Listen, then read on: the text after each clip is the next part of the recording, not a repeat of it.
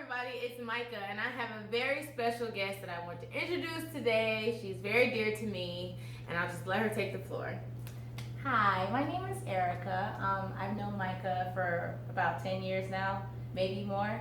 I am a student at Florida Millennial University, graduating December 2016. Woo. It's been a long road. I'm 25 years old, and my major is biology, and even though I do study the health sciences, I'm very into also social sciences and how we interact with one another as people. Okay, so a really cool thing we're about to start doing. Like this is about to be like a really exciting segment I think everyone should tune into. We are going to talk about millennial facts and how it personally affects us, but how it affects millennials in general. These facts are factual based. We get them from websites that have researched millennials, how they feel about us, the negative, the good, the bad. We're going to go through all of it, but it's going to be a fact per video. So we really want you guys to get into this. Tell us how you feel about it. Comment at the bottom. If you find a really interesting fact, let us know. Maybe we can talk about it our next video. But we're going to get into our first topic. So let's get that fact, girl. All right, so from the whitehouse.gov, the first fact that we want to talk about is how we are as millennials shaped by technology. And I do want to read an interesting line from that section. And it says, millennials are more connected to technology than previous generations. And a quarter of millennials believe that their relationship to technology is what makes their generation unique. I'm using my phone right now. Oh, clearly. And I'm using my phone to record this. So, you know, it's clear that technology does shape our everyday lives. It is clear that it plays a huge role. And it's very clear that we can't really go without it, to be completely honest. I mean, even when your phone dies, everyone is just like, oh my God, what am I supposed to do now? But it's just like, what would you have done? You would have talked to a person to figure out directions. So we're using people less and we're using technology more. And I think it's really important that we talk about, is this, obviously this is the way we live, but should we, is it good? You know, like, it has to have some type of effect on human interaction and connection with each other. So just how do you feel about that, Erica?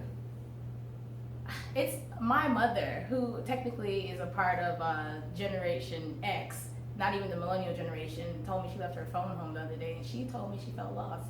And it's like, you know, and it's crazy because you know where you're going. You go to the same route to work like every day, right? And you kind of talk to the same people every day. I mean, I know you've gone a day where you didn't even receive a text message for a good portion of the day, but it's like your phone is like your safety net. We use our phones for literally everything because technology is so souped up these days. Right. So, I mean, I think it's a great tool, but at what point do you put your tools down and use this tool? Right, and use this tool. Right. People.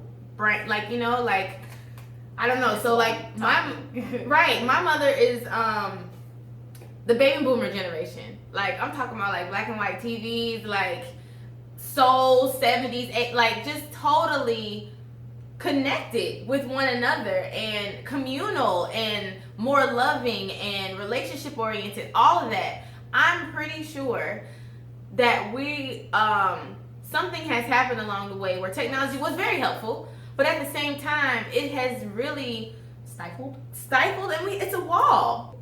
And getting through to someone else is so much difficult. Let's just talk about this. I'd rather text someone than to say, hey, meet me at a Starbucks over coffee. I have something to discuss with you. I'd rather just text that person. And then that gives someone the right to not text back. That gives someone the right to not have to communicate with you. So then again, there's that wall that we build, and a safety haven as well, because people have a difficulty dealing with things with each other. And so I honestly think it's cowardly that we hide behind technology. Personally, I feel.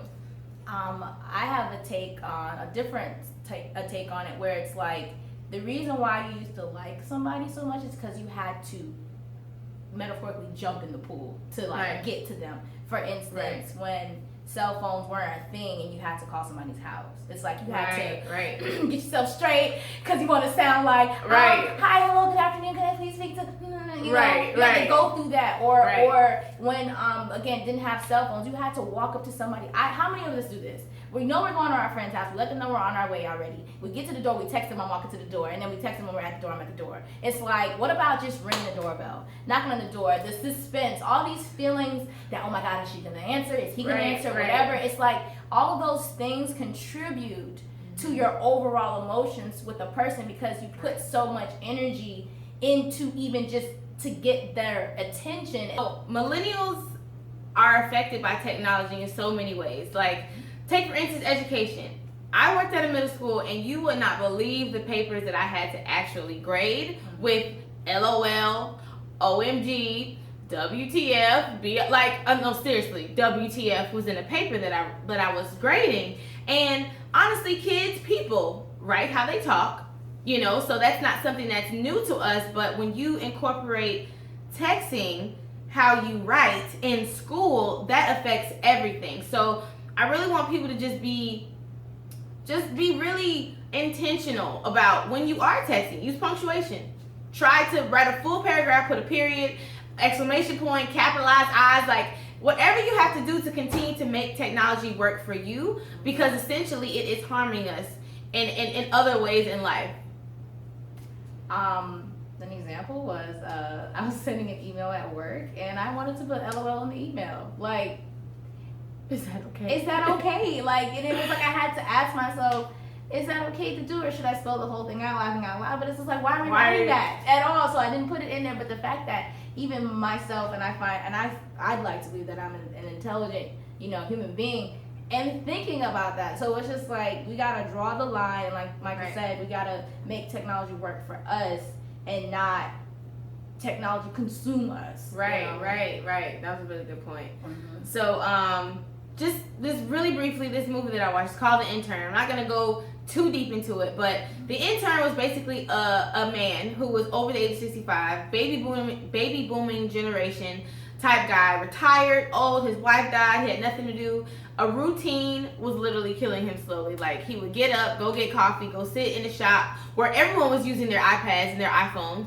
So once again, that's a disconnection, you know what I'm saying, to human that he's not even used to. And so he saw an ad in the paper and it was like, intern, over the age of 65. We want to work with you. And so he was like, this is a perfect opportunity. I can get out the house, all of that. So he actually got the intern. But guess what his interview process was like? Make a 5-minute interview video, edit it, send it through Dropbox, through the email. It was so many different levels of things that he is like, why can't I just have an interview in person? Why can't I go see you? Why can't we talk about it? Exactly, cut it. And so, he got the job. He worked with like the head of the fashion company that he was working for. And come to find out, that same building they were working in, he worked in years ago. So he knew all the ins and outs of how to run, how to leverage that space, and how to basically understand how a work environment works. But it was so fast paced, nobody was really talking to each other. I would text Betty at my assistant desk when I can literally walk over to her and ask her, can you please send these papers over to X, Y, and Z? And so he totally brought the way that he worked in his environment to that company, and it made them value each other. It made them understand that, technology is great, but you can always learn from the generation before you. You can always understand that there are better social ways to basically get things to work for you, because people essentially is what is everything. People are everything, and when you lose connection with people, you lose connection with yourself. Little do you know. A random thing I just thought about that you just said was simply getting up. It's like that totally ties into our physical lifestyles too. It's like, and not just working out, or that kind of a kick, but how many of us stay up? We're so tired, but we're laying in bed, and we're like this on our phone. And we're on the phone, and then before we realize it, 30 minutes turns into an hour turns into an hour 15. And it's like, and then you're up the next day complaining about how tired you are because you were just on your phone. Right. And it's like, the thing is like looking at stuff on social media, whether you're reading an article about some music or whatever it is, it's like, when realistically speaking, you could, if you're gonna stay up for that extra hour and a half, you can use that energy for self to make self great. So for instance, working out or reading something maybe in this sense right now, political, you know, like who we're gonna vote for instance, or who we're not gonna vote for, or you know, it's just like, or using that hour and 30 minutes to talk to your parents about how they're doing, or your siblings, checking up on people that you don't hardly talk to, your grandma that lives in another state. You know, we can totally use that same hour and a half and channel it into a different direction. That's gonna be using the same phone that was gonna keep you up just looking at a bunch of nothing, to use that same phone to, you know, somehow propel you, you know, in the future in some way, shape, or form. Like, So I deleted a video that was very, very, very important to my segment on Friday, Millennials on the Move, because I was trying to make space on my phone that has so much space, but then I run out of space, and I don't understand why. Technology sucks, okay? Sometimes. And it does suck sometimes. I can't even retrieve it. It sucks when it goes down at work. You're trying to get your order up and down. And then productivity can't even happen. We don't even carry cash anymore because everything's on a debit card. We rely so much on these things that fail sometimes. So we have to be able to connect with each other because people fail us, yes. We need to remember that once upon a time, especially for the older millennials, that we knew what it was like to dial somebody's house. We knew what it was like to have to walk up to somebody's house and knock on the door. We knew what it was like to have a flip phone, because that's the first type of phone that came out. So let's not pretend that we're so far gone that we can't go back, because it is definitely something that is very useful. And I feel like, based off of the people that I interact with and know, I feel like we yearn for that interaction.